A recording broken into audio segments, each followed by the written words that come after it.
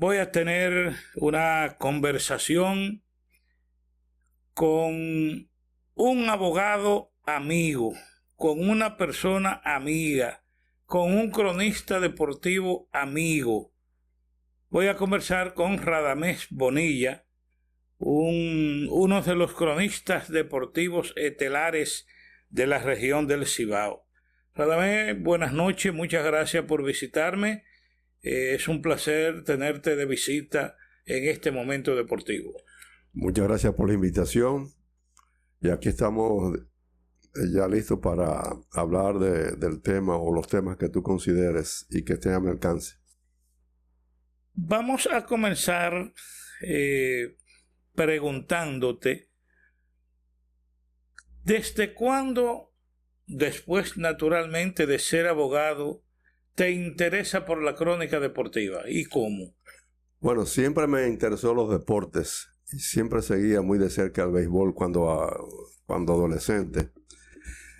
Y realmente, primero, antes de ser abogado, fui locutor. Me gradué, me dieron el carnet en el año 1965, en plena revolución. La Comisión Nacional de Espectáculos Públicos. Trabajé en varias emisoras aquí en Santiago. Ondas del Yaque fue la última. Comencé con Abraham Van der Horst en la emisora que tenía ahí en la calle. Radio Libertad. Radio Libertad, que primero era H4B. Sí. Y trabajé también con Johanny Estrés. Básicamente con esas tres. Yo estuve por Radio Libertad en los años 70, director de Mundo Noticias. Exactamente. Entonces, mi pasión siempre ha sido la comunicación. Yo digo que yo no tengo vocación de abogado. Y tú me dirás, bueno, tú tienes 51 años ya ejerciendo la profesión. Ejerciendo la abogacía. Pero la vocación es lo que tú haces por gusto. Claro. Más que por necesidad.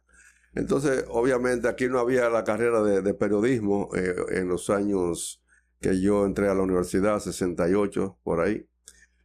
Tuve que lo más parecido en cuanto sí, porque tiene mucha relación a las materias. Exactamente. Entonces, elegí abogacía y me gradué con honores en la Universidad Católica Madre Maestra en 1973. Solamente dos, uno de Moca y yo. Y nada, comencé a ejercer la profesión, pero siempre tuve el asunto de la comunicación, mi pasión. ¿Estuviste laborando también en estaciones radiales de Estados Unidos? Sí, yo fui en los años 80, por muchos años, colaborador de La Voz de los Estados Unidos de América. También laboré en Radio Habana, Cuba, y ocasionalmente en una emisora de Canadá. Realmente, solamente en asuntos de materia de deportes. Okay. Tengo una colección de todas las entrevistas que yo hice en La Voz de los Estados Unidos de América con peloteros, periodistas, etcétera. Y para mí ese era el complemento de mi formación. La abogacía para un asunto de subsistencia profesional, porque yo sé hacer la mayoría de las cosas que se hacen y dentro de mi especialidad, que son el aspecto civil, lo sé hacer. Pero yo no siento placer en hacer un divorcio, no siento un placer en hacer una compañía por acciones, no siento un placer para hacer una demanda. La sé hacer y por vergüenza creo que la hago bien, pero no es mi vocación. Claro, claro. ¿Cuándo llega a la crónica deportiva su entidad, Asociación de Cronistas Deportivos de Santiago de los Caballeros, donde Radamés Bonilla estuvo conmigo en cuerpo directivo en ocasiones? Sí, eso fue en los años 70 largos, más o menos. Sí, bueno, pero déjame decirte que... 73. Bueno, 73 yo recién me graduaba de abogado en 1973, septiembre. Fue en el gobierno de Salvador Jorge Blanco que tú fuiste presidente de la asociación. Que lo logramos llevar a un aniversario de la tragedia del 11 de enero. Exactamente. Entonces, tú te recordarás que tú me encomendaste a mí la redacción de los estatutos. Sí. Y por primera vez, porque la asociación funcionaba de una manera, diríamos... como se creó, porque se creó como sociedad de cronistas deportivos. Pero no fue nunca incorporada. No fue nunca, no. Entonces, quien tuvo el honor y el privilegio fuiste tú de que tomaste esa iniciativa. Me encomendaste esa labor a mí y yo fui el primer secretario de esa asamblea y de la asociación. Y luego por ahí hace poco encontré la publicación de la incorporación. Pero qué bueno, porque no la tienen. Estaba en el local y desapareció. Bueno, pero de todas maneras, después de eso se han hecho muchas reformas. Pero tengo entendido que al margen de la ley, me refiero de que no se han cumplido algunos requisitos. Y para mí, los estatutos que están vigentes son los tuyos, en la presidencia suya, pero ellos siguen funcionando con unos estatutos que lo han acomodado y lo han modificado varias veces. Y yo les he sugerido que traten de hacer las cosas conforme a la normativa. De todas maneras, los estatutos actuales tienen su base en los estatutos de tu presidencia. Sí, pero una vez recuerdo que una publicación de uno de los periódicos nacionales la enmarcamos, la pusimos en el local, estaba ahí junto con las fotografías de los pasados presidentes, pero como eso tenía mi nombre, llegaron directivos y cosas que no querían ver mi nombre ahí y la publicación desapareció.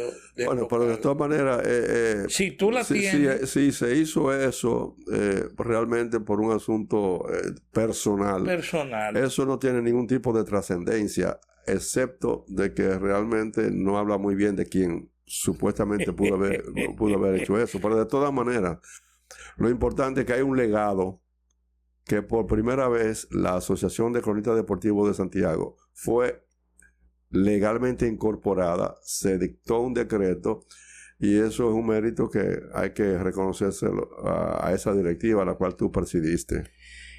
¿De dónde? Bueno, dejando ya yo digo por costumbre tantos años residiendo en la ciudad capital y miembro de la ACD, se me quita la última letra, la S.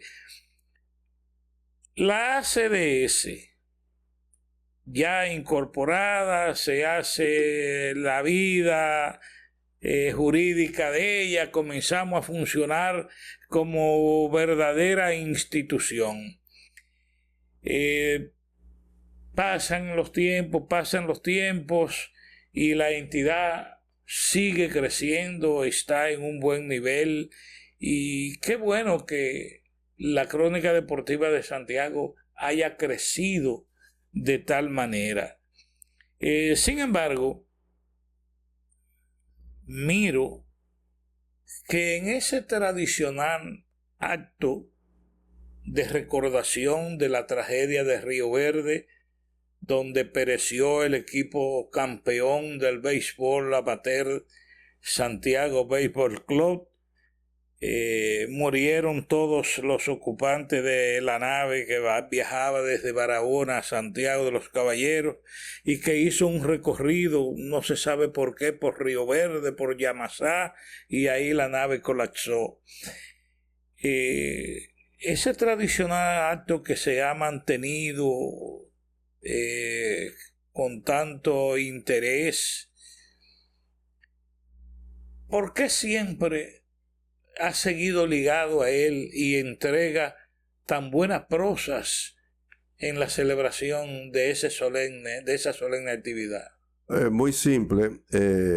Yo estoy identificado con los intereses de la asociación. Nunca he pedido que me pongan.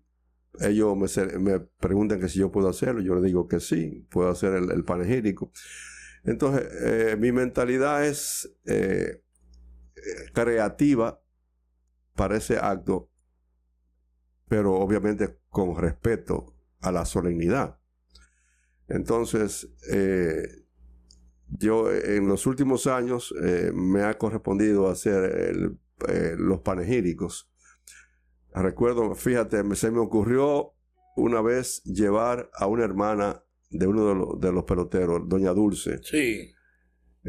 Al cual yo le preparé eso. Fue muy emotivo. Es la primera vez que un familiar de los caídos habla ahí. Aunque asistían, pero no hablaban. Entonces ya a mí se me ocurrió, bueno, pues vamos a llevar a esta señora para que nos cuente cómo fue el día antes y requeró.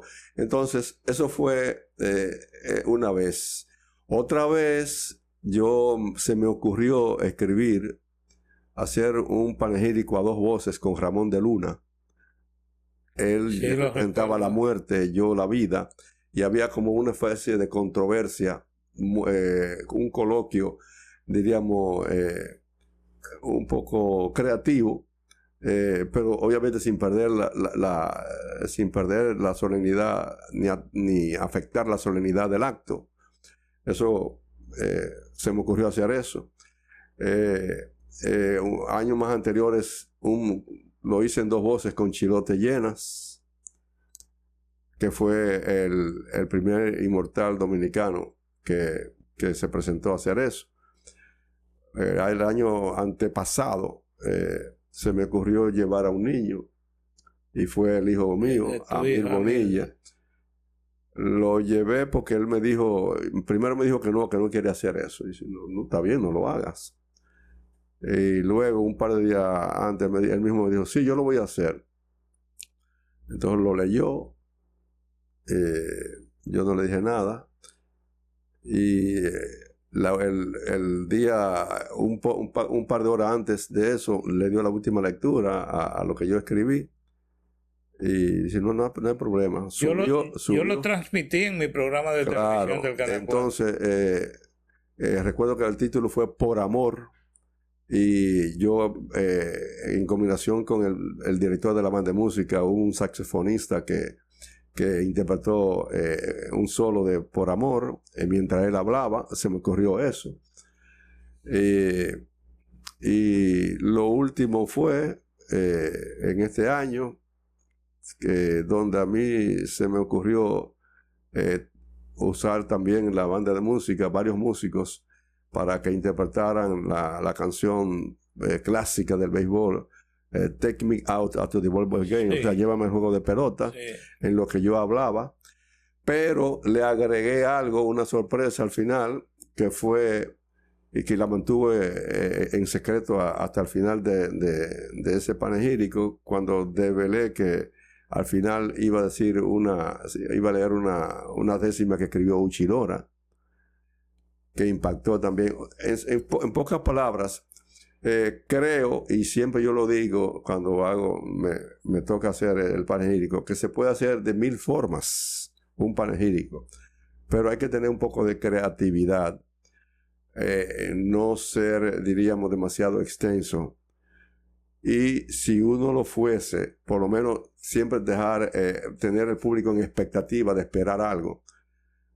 Siempre respetando la solemnidad de ese acto. Es decir que bajo esos parámetros me ha tocado eso. Yo le dije, miren, búsquense otra persona para que la gente no vaya a creer que yo quiero monopolizar esto. Y lo dijiste en público. Sí, claro, yo lo dije en público.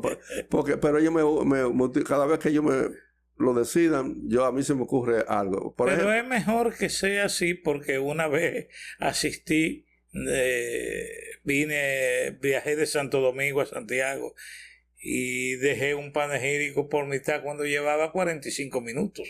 Exactamente. Es decir, que hay que hacer, uno tiene que conjugar varias cosas. La solemnidad ante todo. Ante todo. La extensión, limitarla. Y el elemento sorpresa, manejarlo. Esas tres cosas tú las combinas y te produce el resultado que yo creo que me ha producido las veces que yo he tenido que intervenir. Y si acaso tuviese que intervenir de nuevo y me eligen, lo haría de una forma muy diferente. O sea, ningún panegírico mío se parece al anterior, porque siempre haya una novedad. Una novedad que es lo que probablemente llame la atención dentro de esa solemnidad. Vamos ya a dejar la ACDS, el acto del 11 de enero, y vamos a otra etapa de la conversación. Recientemente conversé con Amir, tu hijo, tiene 10 años, 11 años, sí. Y le dije, Amir, lo llamé para darle una cuerdita cuando las Águilas estaban perdiendo, cuando las Águilas estaban, se restablecieron de aquel mal inicio. Amir, ¿cuándo tú vas a cambiar a tu papá del Licey? Y me dijo, yo se lo prometo, don Héctor. ¿De dónde viene esa pasión por el Licey de un santiaguero? Bueno, primero déjame decirte de dónde viene su aguilismo, antes de yo decir de dónde viene mi liceísmo. Primero, él era, yo lo metía al dogao, lo contagiaba con los peloteros, pero había 2 tropiezos en el camino que yo no pude vencer. Primero, su mamá, Chilote Llenas y Santana Martínez. Es decir, que yo tenía 3 fuegos cruzados que yo no pude evadir. Y obviamente yo quería que fuera liceísta, pero nunca se lo impuse. Porque yo he creado a mis hijos con la mayor libertad posible. Que ellos decidan lo que consideren, porque no tiene sentido que yo le imponga una cosa. Yo quería que yo fuera liceísta, pero no lo fueron. Es decir, que él se ha quedado como aguilucho, y cada vez que el Licey, las Águilas pierden aquí, él me hacía... Entonces, ¿por qué soy liceísta? Bueno, mi tía, tía Macín, Tomasina Gómez, decíamos tía Macín, vivía en la capital en los años 50.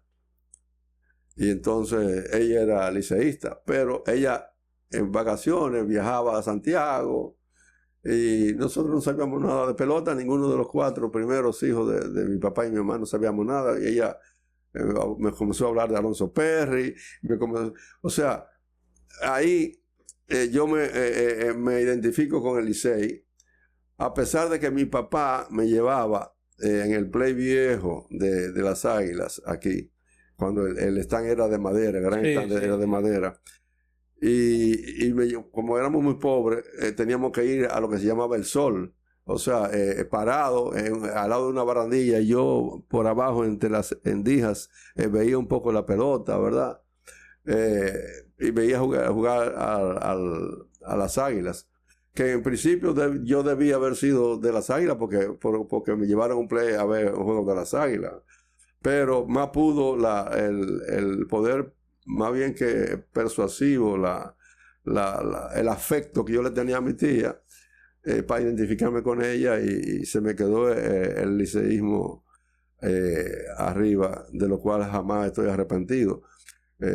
Una cosa es, como dice Uchilora, yo soy aguilucho, pero no soy antiliceísta. Yo diría al revés. Yo soy liceísta, pero no anti-aguilucho. Dentro del entorno de las Águilas, mi mejor amigo es Chilote Llenas. Y su hermano también, Anthony. Y tengo buenas relaciones con Luigi Sánchez. O sea, con Papi Pérez, con Valdallá, con Fellito Ortiz, con Tuto, que todos son... Con los muchachos que trabajan en Águilas Cibaeñas. Así que tengo muy buenas relaciones con ellos, pero siempre he sido liceísta, jamás lo puedo esconder. Es más, liceísta era uno que trabajaba en León Jiménez Mario y trabajó como relacionista público de las Águilas. Liceísta fue Freddy Mondesí y era parte de la cadena de las Águilas. Y Johnny Naranjo fue presidente. Exactamente, o sea que eso no hay de extrañarse. Johnny Naranjo fue presidente del Licey. Correcto. Y después era el comentarista estelar de Águilas durante muchísimos años. Es decir que la simpatía es una cosa, la parte profesional es otra. La Liga de Béisbol Profesional de la República Dominicana, Lidón, ha tenido dos procesos de mucha importancia, de mucha vitalidad. Una, la creación del draft, porque antes los jugadores, los escuchas, se lo daban a los equipos Licey y Águilas, porque era donde más billetes se movían. Y Águilas y Licey tenían los mejores prospectos. El doctor Leonardo Mato Berrido y su equipo de trabajo, entre los que me encontraba yo, se crea el draft. Y el draft ha llevado a la paridad a los equipos de la pelota dominicana. En los últimos años, 3, 4 años, ha llegado la agencia libre del béisbol. ¿Qué comparación tú le ves a esos dos aspectos tan importantes y cuál es más beneficioso que el otro para la pelota dominicana? Creo que hay que dividir las cosas en dos. Para mantener un equilibrio, el draft. Porque cada quien en su turno correspondiente trata de elegir lo que más necesita, que no siempre al final necesariamente ni forzosamente es lo más productivo. Es decir, pero esa forma de elección del material, un material virgen, creo que ha sido muy beneficioso para mantener el equilibrio del béisbol.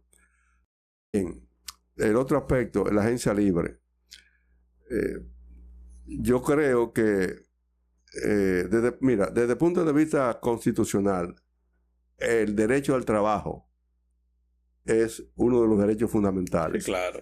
Entonces tú no le puedes decir... Respetable y hay que apoyarlo. Exactamente. Eso es la Constitución que dice eso, claro, ¿verdad? Entonces, que es un derecho fundamental. Entonces tú no le puedes decir a un pelotero, tú no vas a jugar conmigo ni con nadie.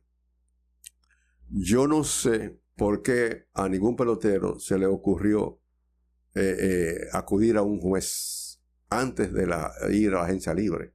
Que estoy plenamente, profesionalmente seguro que el juez le hubiera dicho, usted es libre para jugar donde quiera. Porque es un derecho que está en la normativa más alta, que es la Constitución. Nunca se hizo. Quien estuvo más cerca quizá de hacerlo y no se decidió de hacerlo fue Offerman, cuando fue suspendido, que yo casi fui el abogado de él.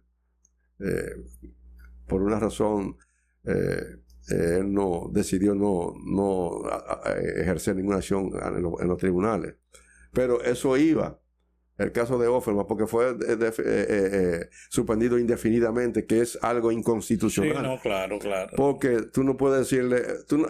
mira, la pena de muerte la pena cadena perpetua, ya eso en muchos estados, todavía en Estados Unidos existe, pero no puede haber nada a perpetuidad, la violación de un derecho, el derecho para tú trabajar.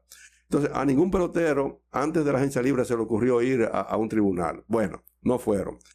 Ahora bien, ya se está en la etapa de que se está ejerciendo ese derecho del pelotero bajo ciertos reglamentos, ir a la agencia libre. Yo lo hallo muy bien, porque es que lo único que ellos saben es batear, pichar y aparar. Claro. Entonces, tú no le puedes decir, si tú no le puedes pagar, y otro le quiere pagar, tú no puedes decir que no. No, y en una profesión que desde que tú pierdes algo de condiciones te dicen, te fuiste. Exactamente. Entonces, una profesión digamos, de una vida corta. Corta, Una vida totalmente. corta, porque ya un pelotero a los 30 o 32 es un pelotero casi añejo. Es decir, que muy pocos equipos lo quieren coger. Ahí se ha dado el caso, por ejemplo, de que algunos de los peloteros que jugaron con el Licey, se estaba rumorando de que podrían ir a la agencia libre e ir al Licey. Es decir, peloteros que tienen su utilidad, aunque no están en grandes ligas o quizás no juegan ni siquiera en México, pero por lo menos tienen utilidad. Y hay que darle apoyo hasta tanto ellos puedan jugar. Estamos de acuerdo. Te voy a leer algo que a mí me ha llamado mucho la atención, que tengo por acá, para buscar tu opinión sobre el particular. Dice así: el comisionado de béisbol profesional del Caribe comparó el Estadio Quisqueya con una basura, que lo único que hay que hacer es demolerlo y construir otro parque en el mismo lugar, porque la situación en que se encuentra no se resuelve con reparaciones y parches. El doctor Juan Francisco Puello Herrera recordó que cuando fue presidente de la Liga de Béisbol Profesional de la República Dominicana hace más de 2 décadas, planteó la demolición de ese play y sugirió que se edificara un estadio nuevo en la ciudad ganadera. Eso por los terrenos por allá, la autopista 30 de Mayo, después de la feria y antes de llegar a la intersección de la avenida Núñez de Cáceres. No voy a hacer consideraciones sobre esta declaración porque te la voy a pedir a ti, pero de todas maneras debo decir que es raro que ese señor tan ecuánime, tan trabajador por el béisbol, le llama basura a una instalación como esa, la mejor que tiene el país. Entonces, estamos frente a un caso de que los 5 play son basureros. Bueno, como yo escribí algo recientemente y lo mandé a tu página. Momento Deportivo lo tiene publicado, por eso te invité. Sí, déjame decirte, yo debo de reiterar lo que dije en ese artículo. Uno tiene que ser coherente con lo que uno dice. Yo no puedo decir una cosa hoy, otra cosa mañana. Puedo estar equivocado, pero soy reiterativo en los criterios y en los conceptos una vez que yo emito algo. En ese artículo que yo escribí para tu página y que se lo he mandado a todos los cronistas deportivos. Tienes inmensas lecturas. Yo me hago la pregunta, ¿qué es lo que persigue el doctor Puello Herrera con esas declaraciones? Que no se acoplan con la formación profesional de él al utilizar el término basura, un término peyorativo de desprecio que implica suciedad, que implica algo inservible. Y realmente yo en el artículo que escribí me enfoco primero en ese criterio que es para mí totalmente desacertado. Desacertado porque si el Estadio Quisqueya, vamos a suponer que no fuera el mejor, vamos a suponer que cualquiera de los demás estadios fuera mejor. Está a su nivel más o menos el Estadio Cibao. Ok, pero entonces también es basura el Estadio Cibao. Claro. También es basura o un chiquero el Estadio de San Pedro. Lo mismo lo podrían hacer los otros. O sea, él fue muy selectivo al decir que el Estadio Quisqueya es una basura.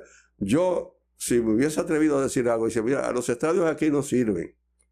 una forma un poco más elegante, pero Sí, lo generalizo. No, lo generalizo. no soy muy específico. Déjame hacerte un paréntesis, excúsame, no debía interrumpirte, pero es de orden. El 25 de octubre, el 23 de octubre del año 1955, hace 70 años, se inaugura el Estadio Trujillo, hoy Estadio Quisqueya Juan Marichal. 3 años después, 25 de octubre de 1958, el Estadio Cibao, inaugurado como Estadio Leonidas Radamés Trujillo Martínez. Tiene 67 años. El 25 de noviembre de 1959 se inaugura el Estadio Tetelo Vargas de San Pedro de Macorís. Todos esos estadios tienen más de 50 años, ¿verdad? Y todos construidos por el Estado. Todos construidos por el Estado. En el año 1975 el Julián Javier, 50 años. Y en el año 1979 el Francisco Micheli, que es el único que no llega a 50, pero ya está picando en los alrededores de 46. Instalaciones de esa índole se han mantenido o la han mantenido con reparaciones diversas. El Quisqueya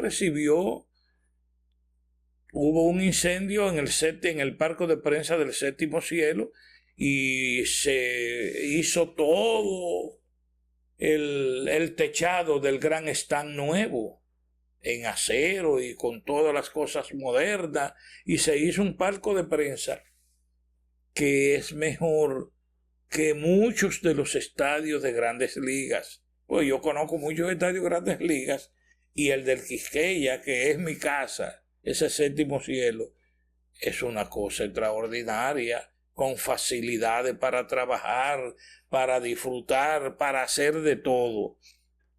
No sé por qué llamarle basura a una instalación así, en la cual hace 2 o 3 años que vino una revisión de MLB para traer unos partidos que se hicieron y el play pasó con notas sobresalientes.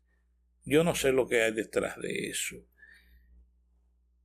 ¿Piensas tú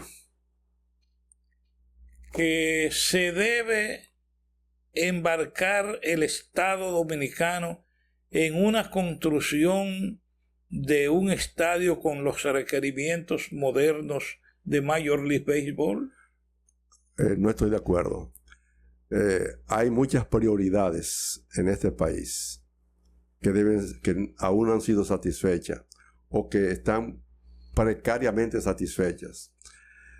El béisbol es el deporte nacional, el deporte que sigue la mayoría de los dominicanos y en Hispanoamérica por igual, en muchos países. Pero yo creo que lo que hay que hacer pura y simplemente es darle mantenimiento adecuado y modernizando ciertas áreas, por ejemplo los clubhouse y todo eso. Son Grandes Ligas, los clubhouse del Estadio Quisqueya son Grandes Ligas. Entonces, la casa del Licey y eso es una suite, y la del Escogido también. No había para los equipos visitantes porque ellos no lo prestaban. El que iba a jugar con Licey tenía que quedarse sin comodidades, pero eso en una administración pasada se resolvió y se hicieron 2 clubhouse profesionales de ambos lados para el que juega con Licey no entre al clubhouse del Escogido y tiene uno particular y viceversa del otro lado. O sea, eso está bien. Claro, sí, porque es que la estructura de la liga, al tener 2 equipos jugando en el mismo estadio, a la misma cancha. No hay mucha opción de hacerlo de otra manera diferente a la que se está haciendo. Pero volviendo a la pregunta, no estoy de acuerdo. O sea, las declaraciones de Pollo Herrera a cualquier persona se le puede ocurrir que él tiene algún interés en que se destruya eso. Quizás muchos pueden pensar que él ha tenido contacto con inversionistas, es su derecho, pero él no ha sido claro. Él no ha sido claro. Él no ha dicho, él solamente ha dicho que hay que demolerlo.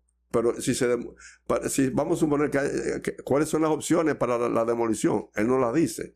Pero a mí se me antoja pensar de que quizás él ha tenido contacto con inversionistas que están interesados en que el Estado les regale los terrenos a ellos y para ellos construir un estadio a su antojo, que busquen terreno en otro sitio,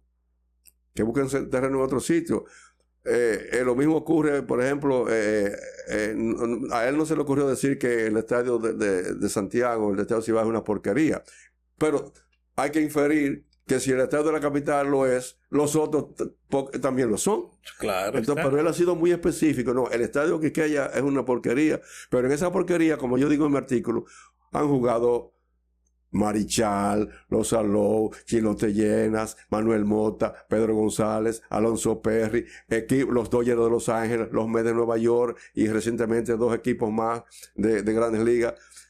Y en esa porquería, o en ese estiércol, que es lo que quiere decir el doctor Puello Herrera, han pasado luminarias y nunca ha habido una lesión en ese estadio de consideración. Quizás él comete el error mental de hacer una comparación con los estadios de Venezuela nuevo o con los otros países. Es que tú no puedes comparar. Con los Estados Unidos tú no puedes comparar un estadio de aquí, hecho en el 55, con un estadio de lo que tú estás viendo en el entorno, en Venezuela. Como el que se hizo en Caracas. Exactamente, o en Puerto Rico. Porque no, los de Puerto Rico, los nuevos tampoco son gran cosa. Pero de todas maneras, la comparación no es válida.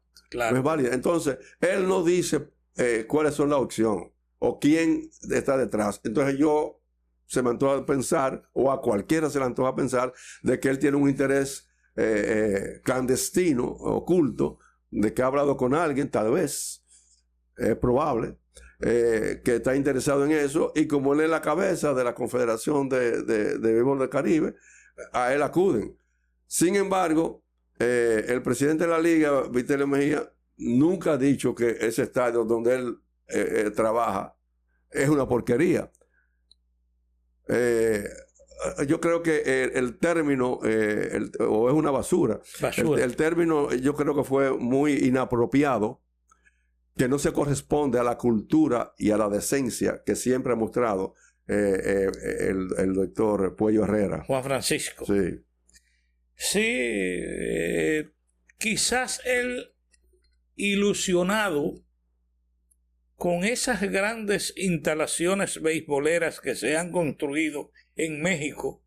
En México se inaugura cada 4 o 5 años un gran estadio de béisbol. Pero hay recursos. Pero el mexicano asiste al parque de pelota y los gobiernos de la ciudad son codueños de esas instalaciones. Recientemente, y perdona que te interrumpa, Manny Acta hizo una declaración a un megamedio de Santo Domingo, donde decía que no es necesario hacer un estadio nuevo de 20,000, 30,000, 40,000 personas, porque la gente no va. La gente va a ver, se llena el juego Licey Águilas. Quizá ahora, como el Escogido ganó, quizás se llene un poquito más. Pero en las últimas décadas, quienes llenan el play, un estadio, son Licey Águilas. Y no llegan a 20,000. Aquí, a lo mucho, 18,000 personas. Sí. Es decir que fuera de ahí, un estadio va a estar vacío. Y se encuentran caras las entradas. Y se encuentran carísimos los precios de los artículos de consumo. Y la dificultad del parqueo. Y la dificultad del parqueo. La inseguridad para andar de noche. Sí. Entre ciudades y ciudades y entre los mismos pueblos para desplazarte. Exactamente. Por problemas. Son factores que atentan contra una expansión física de un estadio, porque realmente la mayoría de la gente no va al estadio, lo voy o lo ve. Agreguémosles también las buenas transmisiones que se hacen por radio y televisión. República Dominicana, fuera de los Estados Unidos, es el país número 1 para profesionalidad en los aspectos técnicos de cámaras y de cosas y de luces para transmitir, con excepción del estadio de Santiago de los Caballeros, que es el único que no está modernizado en luces, pero sus narradores y sus cosas te invitan a que te quede en casa y que mire el juego por televisión. Claro, esa es la opción para el fanático que no quiere desplazarse porque no tiene dinero o porque no quiere pasar incomodidades, y se queda viéndolo en su casa. Y ocasionalmente, que sea una serie final, ese mismo fanático va al estadio. Pero hay muchos factores que van a incidir, como tú acabas de señalar, de que la gente no llene los estadios. Primero, hay un monopolio, vamos a decirlo así, entre comillas, de la población que sigue los equipos entre Águila y Licey. Eso está claro. El Licey va a Santiago, viene a Santiago aquí, o las Águilas van a la capital, y se nota una diferencia cuando otros equipos juegan. De inmediato. Es decir, que entonces, esa idea de demoler el estadio es una idea absurda, y hasta cierto punto irrealizable, porque tú le estás diciendo al gobierno, no atienda a algunos sectores más necesitados y deme dinero para yo construir un estadio, o deme ese terreno. Porque obviamente ahí van a tener que, si acaso esa idea prosperaría o prospera, el sector privado va a tener que auxiliarse de una u otra manera al sector público. Entonces, si se asocia al sector público, entonces de algún sitio van a tener que restarle dinero para meterlo en un negocio privado. O sea, estoy en contra de la privatización, porque eso sería privatizar el béisbol. Claro está. Porque después que tú haces una inversión millonaria, tú quieres sacar tu dinero. Además, ¿cuál sería el retorno? O sea, el que quiera invertir millones, ¿cuándo va a recuperar eso? En 15, 20 años. Eso es una inversión no muy atractiva. El nuevo empresariado dominicano no está en eso. O sea, entonces, pero puede haber algún inversionista extranjero, porque yo digo que las declaraciones de Pollo Herrera, para mí que él no está solo detrás de esas declaraciones. Esa es mi concepción, esa es mi percepción. Puedo estar equivocado. Pero el decir que es una basura, ¿a quién le manda un mensaje? Le manda un mensaje al gobierno diciéndole, dame el terreno que yo voy a construir un estadio. Sí, pero el terreno no te lo podemos regalar, porque el terreno no es de Pollo Herrera, ni es de la liga, es del Estado. Es del Estado dominicano. Y la edificación es del Estado. Sí. O sea, tú no puedes decir que hay que demoler una instalación de un estadio que pertenece esa edificación al Estado, no pertenece al sector privado. Entonces, es una incongruencia tú destruir lo que no es tuyo. No sé si me explico. Estamos de acuerdo totalmente, estamos de acuerdo. Bueno, Radamés, una conversación muy amena, como siempre. ¿Qué te puedo preguntar finalmente? ¿Qué piensa de la vida de Águilas Cibaeñas en este nuevo proceso? Viene de un gran torneo, un torneo que tiene que haber dejado grandes beneficios. Cuando un equipo como Águilas Cibaeñas, que tiene un tropiezo, se levanta como a la misma Águila Fénix, se va y cae ya en una semifondo, pero llena toda una serie regular. Y cuando un equipo tiene todos esos recursos económicos de publicidad, de entrada, de qué sé yo qué, y no hace la gran inversión de la serie final, le ha ido muy bien. viene por ahí ahora que hay una nueva escogencia del comité ejecutivo de Águilas Cibaeñas, un nuevo presidente en el mes de junio. ¿Piensa tú, cómo calificas la presidencia de Víctor García Suez estos 2 últimos años sin corona? Cuando no hay corona, los presidentes casi nunca se le atribuye buen trabajo, aunque lo haya hecho bien.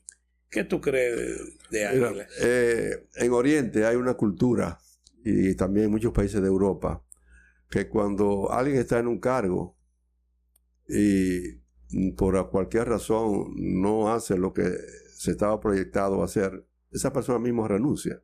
Parece una cultura oriental, europea. Aquí no hay esa cultura. O sea, puede pasarse una persona mucho tiempo en la misma posición sin tener un resultado. No digo que sea el caso de las Águilas, puede ser el caso de cualquiera. Realmente, yo soy de lo que digo, no hay Águilas sin Licey, ni Licey sin Águilas. Entonces, esa coyuntura hay que aprovecharla, porque no todo es perpetuo ni duradero. Podrá llegar un momento en que se desplace la fanaticada para otros equipos. Sí, claro. Entonces, yo creo que ese atractivo Licey Águilas se debe de mantener a toda costa. Pero mi opinión personal, que en el caso de las Águilas he oído opiniones de que hay una carencia de liderazgo a nivel de las oficinas, o no hay el liderazgo que se espera que haya para poder impulsar eso. Tú te recordarás que una crisis que tuvo las Águilas Cibaeñas, Mato Berrido acudió a Chilote, sí, que salvó la situación. Por varios años. Ese liderazgo de Chilote, absolutamente nadie lo puede cuestionar ni ignorar. Pero eso es un fenómeno. Ni mejorar. Eso es un fenómeno. El liderazgo de Chilote es un fenómeno prácticamente irrepetible. Pero dejando a un lado eso, también hay que ver si hay un liderazgo fuerte a nivel de abajo, y si hay comunicación entre peloteros, si hay una afinidad, una armonía entre peloteros y oficina. He oído decir que realmente no hay mucha afinidad. Entonces, cambio de mando, ojalá que las Águilas se mantengan siendo competitivas, porque es un equipo que llena los estadios. El equipo que llena los estadios, el Licey también llena los estadios. No puede decirse lo mismo de los otros. Donde quiera que van. Y ojalá que los otros también fueran así. Ojalá. Pero la falta de liderazgo, es decir, las Águilas de los 90 no son las Águilas del 2023, 2024, 2025. No es lo mismo. Donde cuando se perdía, los muchachos se quedaban ahí. Había una camaradería, se hacía comida después se criticaban, o sea, estaban inmersos en ese personal, y ese personal realmente no ha tenido relevo. Ese es el problema. Y quiero dejar constancia de una idea que para mí tarde o temprano ojalá se materialice. Que se ha dicho varias veces qué nombre se le puede poner al nombre del estadio Cibao. Decía un abogado de Moca, Artañán Pérez, que los poderes no tienen nombre. Por ejemplo, el Palacio Nacional nunca se ha llamado Joaquín Balaguer. No. Aquí le pusieron el nombre de un abogado al Palacio de Justicia. Los estadios no debieran tener un nombre adicional, pero ya que se lo pusieron al estadio Quisqueya, Ya el único estadio que nació con un nombre nativo fue el de San Francisco de Macorís, el estadio de Julián Javier, que ha sido, pero no ha habido un estadio de San Francisco de Macorís, Julián Javier, no, el estadio Julián Javier. Mira tú que el de Nueva York no se llama Steinbrenner. Exactamente. Entonces yo lo que digo, ¿quién es la persona física más exitosa que ha tenido el béisbol en la República Dominicana? Vamos a una lista. ¿Quién ha sido directivo? ¿Quién ha sido manager? ¿Quién ha sido gerente? ¿Quién ha sido pelotero? Y que todo lo ha hecho bien. Solamente hay uno. Winston Chilote Llenas. Y yo entiendo que si algún día se le pone ese nombre al estadio, sea ese. No porque los otros no lo merezcan. Claro. Sino porque por la capacidad de éxito que ha aglutinado como pelotero, como beisbolista. Ahora dedica sus últimos años a la vicepresidencia de la liga. Exactamente. Y es el ente, diríamos, conciliador, porque Chilote tiene un ángel. Ese don. Tiene un ángel. Nació con eso, con ese ángel. Viene de una familia honorable, una familia de mucho respeto. Y obviamente él ha tenido la suerte de pertenecer a las Águilas. Si hubiera sido del Licey, seguro que hubiera hecho lo mismo. En cualquier lugar que Chilote hubiera caído como pelotero, hubiera hecho lo mismo, porque el problema no está en el equipo, sino en el sujeto, en este caso la persona, que no tiene mácula, no tiene manchas, no tiene, diríamos, nada reprochable. Sugiere entonces Estadio Cibao Chilote Llenas. Si hay que ponerse el nombre, yo estaría de acuerdo. Obviamente, tú me dirás, se lo vamos a poner al mejor pelotero, porque Chilote no fue el mejor pelotero en números. Pero el problema es lo mismo, por ejemplo, que yo le he escrito muchas veces y he conversado con don Felipe Alou, que debiera estar en el Salón de la Fama. Yo soy un felipista y soy un chilotista, porque yo no veo solamente a la persona por lo que hizo, por los números que puso, sino la trascendencia que ha tenido. Su aporte. Eso, ¿tú me entiendes? Sí. Porque Felipe no fue el mejor pelotero, pero obviamente es el modelo, la catedral del béisbol. Y lo mismo puede decirse de Winston Chilote Llenas. Así es. Bueno, Rada, yo sabía que una conversación entre nosotros iba a resultar así de interesante. Te agradezco la participación y ojalá pueda volver rápidamente a estar con nosotros en este medio. Bueno, las veces que tú quieras y que tú consideres que yo pueda decir algo de interés, estamos a tus órdenes. Ya nos conocemos desde hace 50 años. Dejemos ahí. Así es decir que tenemos ya una afinidad, no tenemos que vernos todos los días para tenernos aprecio y respeto. Y obviamente siempre estaré a tu disposición en lo que tú consideres que yo pueda aportarte a tu medio. Muchas gracias. Radamés Bonilla dice que abogado no, cronista deportivo, comunicador aquí en Momento Deportivo. Amigos, las gracias a ustedes por recibirnos en sus hogares, en su teléfono y en toda esa amplitud de los modernos medios de comunicación. Muchas gracias.